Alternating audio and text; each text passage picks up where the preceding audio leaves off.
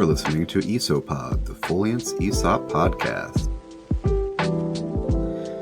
Hey everybody, thanks for joining me today. My name is Sean Hoy, and I am from Shared Services IT and also the ESOP Communication Team.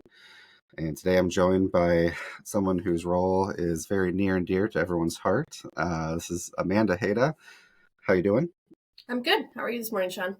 Good. So Amanda, you also work at Shared Services, and you work as the Payroll Administrator. I do. Yeah, so you get everybody paid. That's great. Thank you. You're welcome. Can you give a little introduction to people who may not know you beyond seeing their paycheck go in every week or every other week? Yeah. So I'm Amanda. I'm your payroll administrator. Like Sean said, I sit in shared services. And I've been with the company. It'll be 6 years this fall.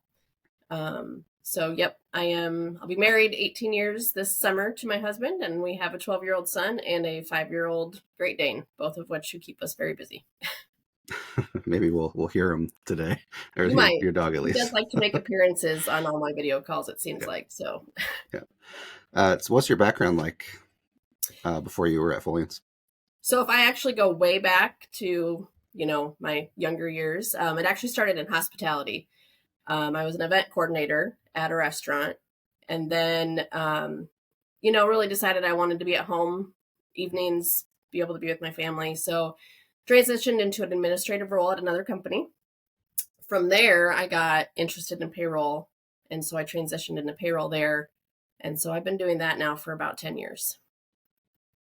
What's your favorite part of payroll and that whole process? Probably just the continuous learning and development. There's always something new, whether it's a new rollout that ADP might have for their clients, or if it's keeping up with state laws, federal laws, finding new efficiencies for the business units. It's just a constant developing role. And I think that's what I appreciate about it the most. And I obviously enjoy helping the business units a lot too. So. Yeah, I was going to say, so similar to IT, where I'm from, you get to interact with all the different various business units and all the different employees around Foliance. Yeah, yep, I do, which is nice. I think you mentioned something about culture background, like some form of culture being a previous work experience.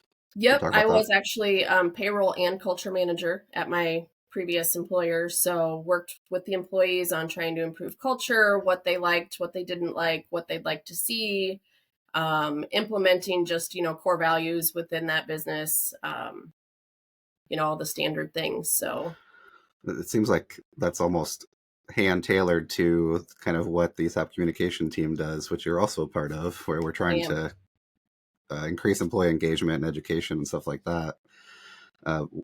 What led you to join that team? Partially the same thing, like you said, just the engagement with the employees. I actually joined the team shortly after I started at Foliance. It was right around ESOPtober. So what initially kind of got me was, I don't remember what the theme was that year, but there was some little like pun type thing with, I think that was like a chapstick on my desk. And I was like, oh, I'm all for a good pun. This could be fun.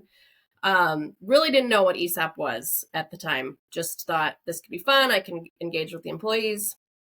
Once I started on the team and learned more about ESOP and the benefit and what it actually was, I got so excited and just wanted to continue educating the employees and making sure they knew what the benefit was, why it was a good thing, what that difference is in the culture when you have an ESOP versus when you're not an employee owner, and just have really loved it ever since. So I've been on that for almost 6 years as well. Is there something about payroll that you think people misunderstand or wish more people knew about beyond like, hey, I see I'm getting paid, so everything's good? I think sometimes people think it's like just numbers every 2 weeks, right? But there's so much more to it than that. There's so much support that goes into the business units off time, whether it be setting up new pay codes or helping set up new time off policies, or running reports, or looking for efficiencies for them on how to run things. Really anything they need off payroll cycle, I'm here to do. So it's not just uploading time and being done every 2 weeks. So there's actually a lot of support that goes into each of our businesses. But that does take quite a bit of time. That's sounds like, right? Like just the mechanical, like getting everybody paid takes a lot of time and investment. It takes some time, yeah. So typically, like, I'll upload hours Monday morning, make sure all the time cards are approved. From then, we have exceptions that aren't necessarily in each payroll. So it might be expense reimbursements or benefit adjustments, 401k changes when people go in and change their deferrals to their 401k. Different deduction codes might be added. Anything that's out of the norm, I put that into a list. And then once that's done, I actually balance hours for each of the business units to make sure everything looks good and matches with what I'm seeing in my records. And then I go through and check the exceptions line by line with the payroll register and make sure everything's calculating correctly and coming across as it's supposed to. And then it's, reporting afterwards too. I send a lot of multiple reports to the different business units for their purposes and upload our 401k information at the end of the week, make sure new hires and terms are all in principle as they're supposed to be. So yeah, it's a process, but I love it. You said that something you enjoy about your role is like the constant learning and always trying to be on top of new laws or regulations or whatever that comes up. How do you do that? How do you stay up to date? Do you go to conferences or read any blogs? I'm actually a part of an online that sends you a lot of things, but then you just really have to keep your ears open too. ADP does a really good job of like letting us know of anything that might be upcoming and changing, but just keeping knowledgeable and just be aware. Iowa just had that new flat tax go into effect, and so we're looking at those changes. And then I just always, with any tax law change that comes, I always recommend the employees just double check they have what they anticipate to come out. You can check and change at any time. So I'm not going to give you tax advice. That is not my profession, but please always go in and just check and make sure you have everything that looks appropriate. So I want to ask you about, I'm really interested in the culture background that you have. How does that education and like engagement of employees differ from just like a previous work experience to an ESOP company like Foliant's in your experience?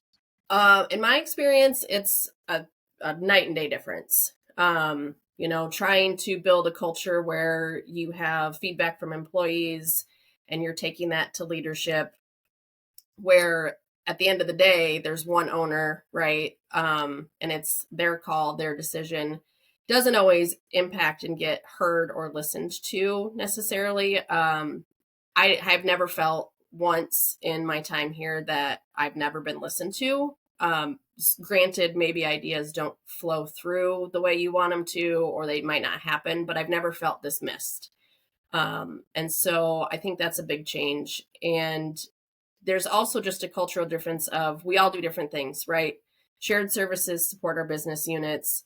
Lifeline builds ambulances. Cimarron's out there building the best trailers in the world. Gazette's out there putting together this wonderful newspaper for our local community.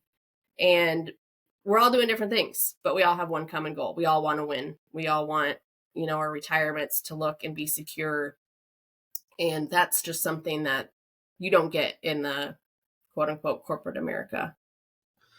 Do you think it's easier to get employees engaged because they have that centralized, like unified purpose, or what's the difference, do you think, between another company and an ESOP? I think that helps. I think there's a lot more pride in an ESOP because you're an owner. You're taking pride in what you do every day. At the end of the day, you're working towards a goal for yourself and the company as a whole. But when you're working for someone, when you're not an employee owner, you might just be bringing home a paycheck and you don't really care about the bottom line because it's not your bottom line. And I think it is someone else. Yeah. Basically at the end of the day versus enriching everybody, all your coworkers. Exactly. So that's a great thing I think about ESOP. So we talked about you being on the ESOP Communication Team, and I think we've had a couple of these go out already, but you have started and spearheading the Fun Fact Friday initiative. Can you talk a little bit about that? Yeah, so we get a lot of questions from employee owners, and they might come in, all at once or sporadically, and sometimes it's hard to answer those. And then you think about it and you get some of the repeat questions. And rather than just reach out to those employees individually, we decided, it would be really cool to have just one fact that goes out, small, digestible information, give an answer, make sure we're addressing the questions, but maybe more than one person has that question. So getting that answer out to everyone as a whole, it's continuing education for the employees.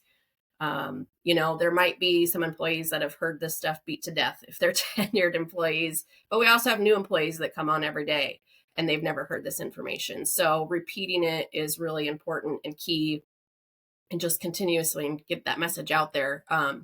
They need to know the importance of this benefit and what it means to them. And the only way they know that is if we communicate that with them. So that's the goal there. Yeah, no, I love the fact that they're just small little bite-sized nuggets of information. And I know from IT's perspective, people forget things. Like if education is ongoing, you can never teach someone something and then never talk about it ever again, or they're not going to remember it when they need to, or when someone asks, like, hey, what is this fact? Right.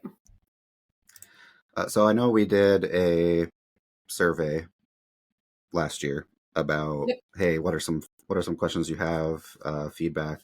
Are there any other ways people can submit ideas if they have them for Fun Fact Friday, or just questions in general? Yeah, so they can always email the team, esop@foliance.com. If they want to remain anonymous, they're not really comfortable throwing their name out there with the question. At the end of each Fun Fact Friday, we're going to include a link to a Survey Monkey, which will come to us anonymously. So they're more than welcome to submit questions that way as well. Right now, I have 21 questions that are in the queue, ready to go. Of those, 18 are employee-owned questions. So it's pretty exciting. We've got a pretty good list, but we're always willing to take more and answer more questions. So you have a mix of employee submitted questions, and then you have just some like general refresher yeah, I knowledge have a in there. couple just fun facts from just like the ESOP Association in general, just to share about ESOPs. But I'd like to focus more on our ESOP, because although a lot of ESOPs are similar, there are very technical ways in which they're different. So it's important to make sure that they're getting the information about our ESOP. Great. So we've talked a lot about what you do at Foliance, and it sounds like you wear several hats, just like IT I do for sure. Outside of work, when you're not getting people paid and trying to increase engagement, what kind of stuff do you do for fun? Like to be outside when it's nice out and not 20 below. I like to be in my garden. Cook. I love to cook. If the hours didn't suck, my second job probably would have been to maybe pursue a chef career. Okay. So yeah, being with my kid and my dog and my husband, love hanging out with my family.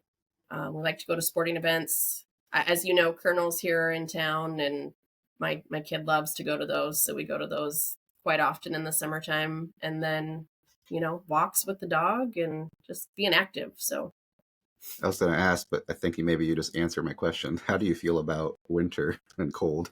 it is not my favorite. I'll go out and I'll play in the snow, but I would rather have it be like 90 degrees and deck weather for sure. Okay, so total opposite. You want to be sweating instead of freezing. I love summertime. Yeah, that's my favorite. Okay, great.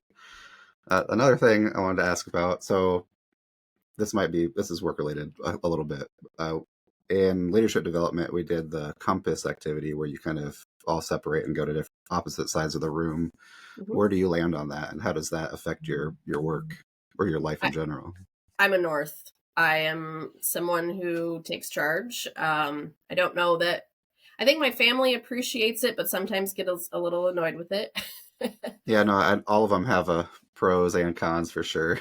Yeah, absolutely. But I don't like to have things wait. I like to get them done and accomplished and move on. And, I love checking things off the list. So yeah, definitely a North.